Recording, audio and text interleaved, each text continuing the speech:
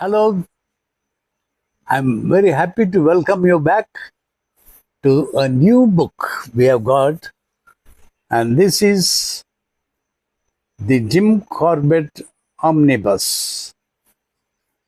It is with an introduction by Ruskin Bond, and this has many stories about tigers, many of the man-eaters, and I want to start this entire series with a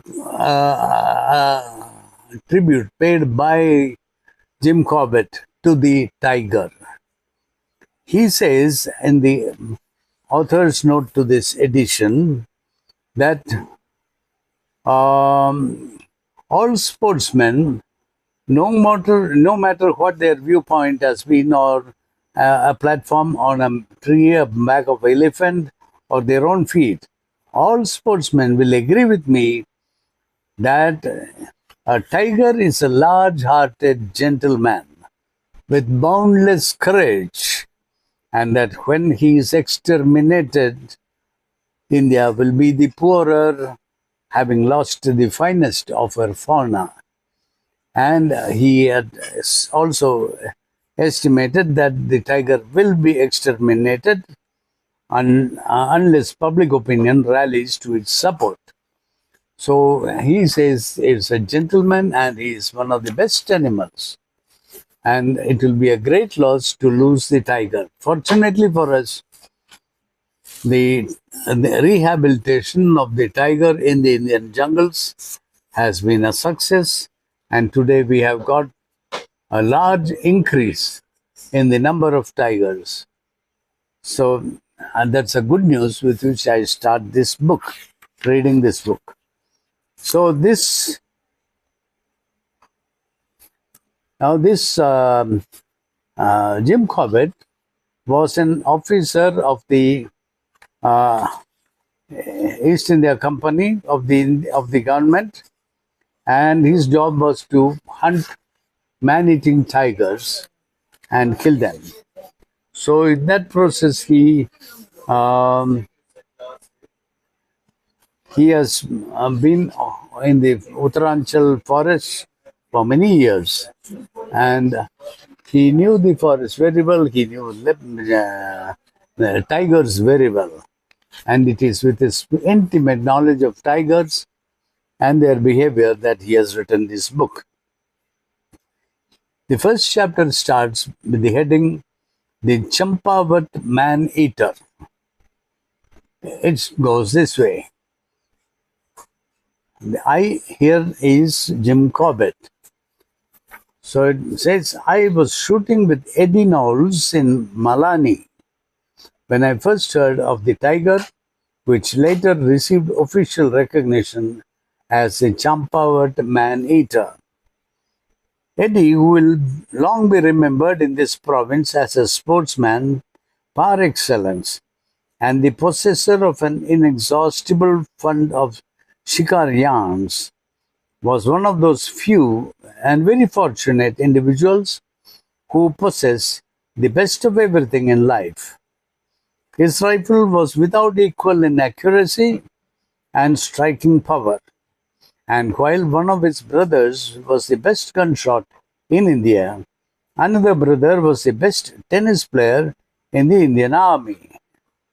And when therefore Eddie informed me that his brother-in-law, the best shikari in the world, had been deputed by the government to shoot the Champawat man-eater, it was safe to assume from a very definite period that a very definite period has been put to the animal's activities. The tiger, however, for some inexplicable reason, did not die, and was causing the government a great deal of anxiety when I visited Nainital 4 years later. Rewards were offered, special shikaris were employed, and parties of Gurkhas sent out from the depot in Almora. Yet, in spite of these measures, the toll of human victims continued to mount alarmingly. The tigress, for such the animal turned out to be, had arrived in Kumaon as a full-fledged man-eater from Nepal, from whence she had been driven out by a body of armed Nepalese after she had killed 200 human beings, and during the 4 years she had been operating in Kumaon, she had added 234 to this number. This is how matters stood when, shortly after my arrival in Nainital, I received a visit from Buthoud, who was Deputy Commissioner of the Nainital at that time, and who, after his tragic death, now lies buried in an obscure grave in Haldwani, was a man who was loved and respected by all who knew him. And it is not surprising, therefore, that when he told me of the trouble that man-eater was giving the people of his district and the anxiety it was causing him, he took my promise with him that I would start for Champawat immediately on receipt of news of the next human kill. Two conditions I made, however: one, that the government rewards be cancelled, and the other, special shikaris and regulars from Almora be withdrawn. My reasons for making this condition needs no explanation, for I am sure all sportsmen share my aversion to being classed as a reward hunter and are as anxious as I am to avoid the risk of being accidentally shot.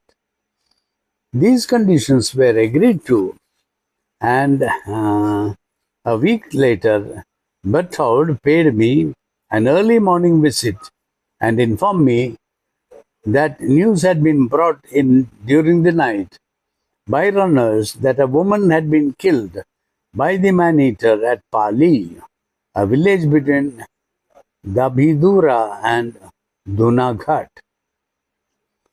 In anticipation of start at short notice, I had engaged 6 men to carry my camp kit, and leaving after breakfast, we did a march the first day, 17 miles to Dhari, breakfasting at Mornaola. Next morning, we spent the night at Dabhidura and arrived at Pali the following morning, 5 days after the woman had been killed. The people of the village, numbering some 50 men, women, and children, were in the state of abject terror, and though the sun was still up when I arrived, I found the entire population inside their homes behind locked doors. And it was not until my men had made a fire in the courtyard and I was sitting down to a cup of tea that a door here and there was cautiously opened and the frightened inmates emerged. I was informed that for 5 days no one had gone beyond their own doorsteps. The insanitary condition of the courtyard testified to the truth of this statement, that food was running short and that the people would starve if the tiger was not killed or driven away. That the tiger was still in the vicinity was apparent.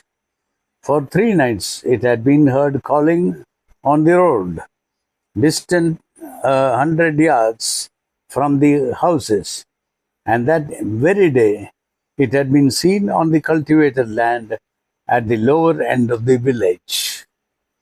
The headman of the village very willingly placed a room at my disposal, but as there were 8 of us to share it, and only one door it possessed opened onto the insanitary courtyard, I elected to spend the night in the open.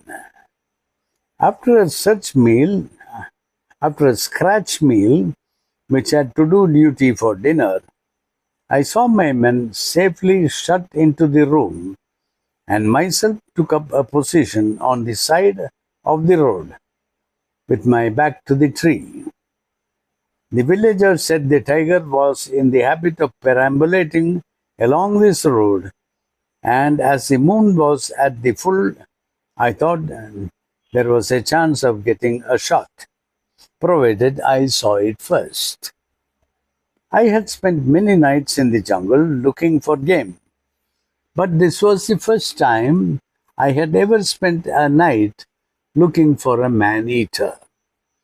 The length of road immediately in front of me was brilliantly lit by the moon, but to the right and left, the overhanging trees cast dark shadows, and when the night wind agitated the branches and the shadows moved, I saw a dozen tigers advancing on me, and bitterly regretted the impulse that had induced me to place myself at the man-eater's mercy. I was too frightened to carry out my self-imposed task, and with teeth chattering, as much from fear as from the cold, I sat out the long night. As the grey dawn was lighting up the snowy range which I was facing, I rested my head on my drawn-up knees, and it was in this position my men an hour later found me fast asleep. Of the tiger I had neither heard nor seen anything. Back in the village, I tried to get the men, who I could see were very surprised I had survived the night, to take me to the places where the people of the village had from time to time been killed. But this they were unwilling to do. From the courtyard, they pointed out the direction in which the kills had taken place. The last kill, the one that had brought me to this spot, I was told, had taken place around the shoulder of the hill to the village, to the west village. The women and girls, some 20 in numbers, who had been out collecting oak leaves for the cattle when the unfortunate woman had been killed, were eager to give me details of the occurrence. It appeared that the party had set out 2 hours before midday, and after going half a mile, had climbed into trees to cut leaves. The victim and 2 other women had selected a tree growing on the edge of a ravine, which I subsequently found was about 4 feet deep and 10 to 12 feet wide. Having cut all the leaves she needed, the woman was climbing down from the tree when the tiger, who had approached unseen, stood up on its hind legs and caught her by the foot. Her hold was torn from the branch. She was letting herself down by, and pulling her into the ravine, the tiger released her foot, and while she was struggling to rise, caught her by the throat. After killing her, it sprang up the side of the ravine and disappeared with her into some heavy undergrowth. All this had taken place a few feet from the 2 women on the tree, and had been witnessed by the entire party. As soon as the tiger and its victim were out of sight, the terror-stricken women and girls ran back to the village.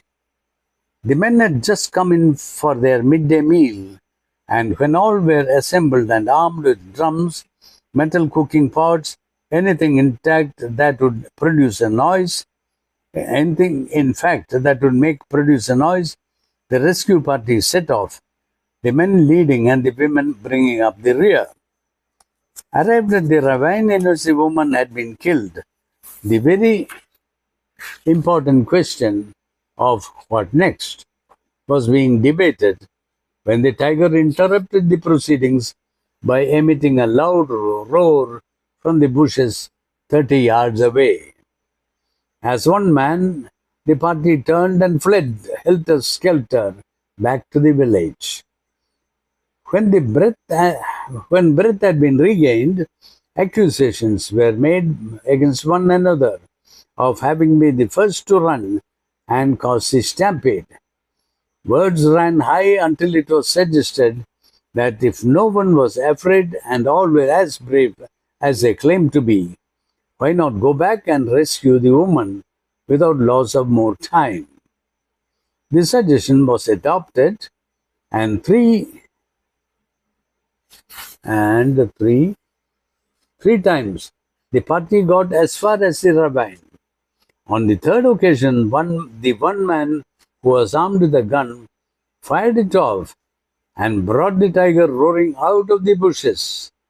After this, the attempted rescue was very wisely abandoned. On my asking the gunman why he had not discharged his piece into the bushes instead of up into the air, he said the tiger was already greatly enraged and that if by any mischance he had hit it, it would undoubtedly have killed him. For 3 hours that morning, I walked around the village looking for tracks and hoping, and at the same time dreading, to meet the tiger. At one place in the dark, heavily wooded ravine, while I was striking some bushes, a covey of calege pheasants fluttered, screaming out of the bushes, and I thought my heart had stopped beating for good. My men had cleared a spot under a walnut tree for my meals, and after breakfast, the headman of the village asked me to mount guard while the wheat crop was being cut.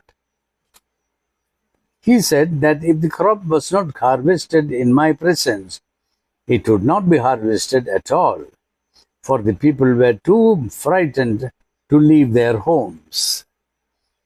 Half an hour later, the entire population of the village, assisted by men, were hard at work, while I stood on guard with a loaded rifle. By evening, the crop from 5 large fields had been garnered, leaving only 2 small patches close to the houses, which the headman said he would have no difficulty in dealing with the next day. The sanitary condition of the village had been much improved, and a second room for my exclusive use was placed at my disposal. And that night, with thorn bushes securely wedged in the doorway to admit ventilation and exclude the man-eater, I made up for the sleep I had lost the previous night. My presence was beginning to put new heart into the people, and they were moving about more freely, but I had not yet gained their confidence sufficiently to renew my request of being shown around the jungle, to which I attached some importance. These people knew every foot of the ground for miles around and could, if they wished, show me where I was most likely to find the tiger, or in any case, where I could see its pug marks. That the man-eater was a tiger was an established fact, but it was not known whether the animal was young or old, a male or a female, and this information, which I believed would help me get in touch with it, I could only ascertain by examining its pug marks. After an early tea that morning, I announced that I wanted meat for my men and asked the villagers if they could direct me to where I could shoot a goral or a mount goat. The village was situated on the top of a long ridge running east to west, and just below the road on which I had spent the night, the hill fell steeply away to the north in a series of grassy slopes. On these slopes, I was told goral were plentiful, and several men volunteered to show me over the ground. I was careful not to show my pleasure at this offer, and selecting 3 men, I set out, telling the headman that if I found the goral as plentiful as they said they were, I would shoot 2 for the village in addition to shooting 1 for my men. Crossing the road, we went down a very steep ridge, keeping a sharp lookout to the right and left, but saw nothing. Half a mile down the hill, the ravines converged, and from their junction was a good view of the rocky and grass-covered slope to the right. I had been sitting for some minutes by scanning the slope. I had been sitting for some minutes scanning the slope with my back to a solitary pine which grew at this spot, when a movement high up on the hill caught my eye. When the movement was repeated, I saw it was a ghural flapping its ears. The animal was standing in grass and only its head was visible. The men had not seen the movement, and as the head was now stationary and blended in with the surroundings, it was not possible to point it out to them. Giving them a general idea of the animal's positions, I made them sit down and watch while I took a shot. I was armed with an old Martini Henry rifle, a weapon that atoned for its vicious kick by being dead accurate up to any range. The distance was as near 200 yards as made no matter, and lying down and resting the rifles on a convenient pine root, I took careful aim and fired. The smoke from the black powder cartridge obscured my view, and the men said nothing had happened, and that I had probably fired at the rock or a bunch of dead leaves. Retaining my position, I reloaded the rifle and presently saw the grass a little below where I had fired, moving, and the hindquarters of the goral appeared. When the whole animal was free of the grass, it started to roll over and over, gaining momentum as it came down the steep hill. When it was halfway down, it disappeared into heavy grass and disturbed 2 goral that had been lying up there. Sneezing their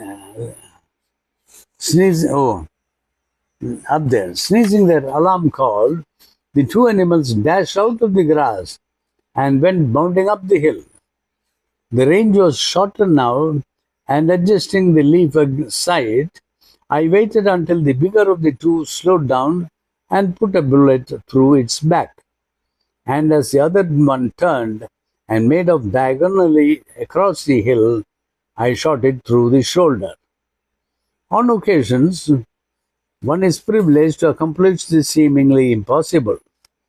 Lying in an uncomfortable position and shooting up to an angle of 60 degrees at a range of 200 yards, at the small white mark on the goral's throat, there did not appear to be one chance in a million of the shot coming out. And yet the heavy lead bullet driven by black powder had not been deflected by a hair's breadth and had gone true to its mark, killing the animal instantaneously. Again, on the steep hillside, which was broken up by small ravines and jutting rocks, the dead animal had slipped and rolled straight to the spot where its 2 companions were lying. And before it had cleared the patches of grass, the 2 companions in their turn were slipping and rolling down the hill. As the 3 dead animals landed in the ravine in front of us, it was amusing to observe the surprise and delight of the men who never before had seen a rifle in action. All thought of the man-eater was for the time being forgotten as they scrambled down into the ravine to retrieve this bag. The expedition was a great success in more ways than one, for in addition to providing a ration of meat for everyone, it gained me the confidence of the entire village. Shikaryans, as everyone knows, never lose anything in repetition. And while the Gural were being skinned and divided up, the three men who had accompanied me gave full rein to their imagination. And from where I sat in the open, having breakfast, I could hear the exclamations of the assembled crowd when they were told that the Gural had been shot at a range of over a mile, and that the magic bullets used had not only killed the animals like that, but had also drawn them to the Sahib's feet. After the After the midday meal, the headman asked me where I wanted to go and how many men I wished to take with me. From the eager throng of men who pressed round, I selected two of my late companions and with them to guide me set off to visit the scene of the last human tragedy. The people of our hills are Hindus and cremate their dead, and when one of their number has been carried off by a man-eater, it is incumbent on the relatives to recover some portion of the body for cremation, even if it be only a few splinters of bone. In the case of this woman, the cremation ceremony was yet to be performed, and as we started out, the relatives requested us to bring back any portion of the body that we might find. From early boyhood, I have made a hobby of reading and interpreting jungle signs. In the present case, I had the account of the eyewitnesses who were present when the woman was killed. But the eyewitnesses are not always reliable, whereas jungle signs are a true record of all that has transpired. On arrival at the spot, a glance at the ground showed me that the tiger could only have approached the tree one way without being seen, and that was up the ravine. Entering the ravine 100 yards below the tree and working up, I found the pug marks of the tiger in some fine earth that had been shifted down between two big rocks. These pug marks showed the animal to be a tigress, a little past her prime. Further up the ravine, and some 10 yards from the tree, the tigress had laid down behind the rock, presumably to wait for the woman to climb down from the tree. The victim had been the first to cut all the leaves she needed, and as she was letting herself down by a branch some 2 inches in diameter, the tigress had crept forward and, standing up on her hind legs, had caught the woman by the foot and pulled her down into the ravine. The branch showed the desperation with which the unfortunate woman had clung to it, for adhering to the rough oak bark where the branch and eventually the leaves had slipped through her grasp were strands of skin which had been torn from the palms of her hand and fingers. Where the tigress had killed the woman, there were signs of a struggle and a big patch of dried blood. From here, the blood trail, now dry but distinctly visible, led across the ravine and up the opposite bank. Following the bloody trail from where it left the ravine, we found the places in the bushes where the tigress had eaten her kill.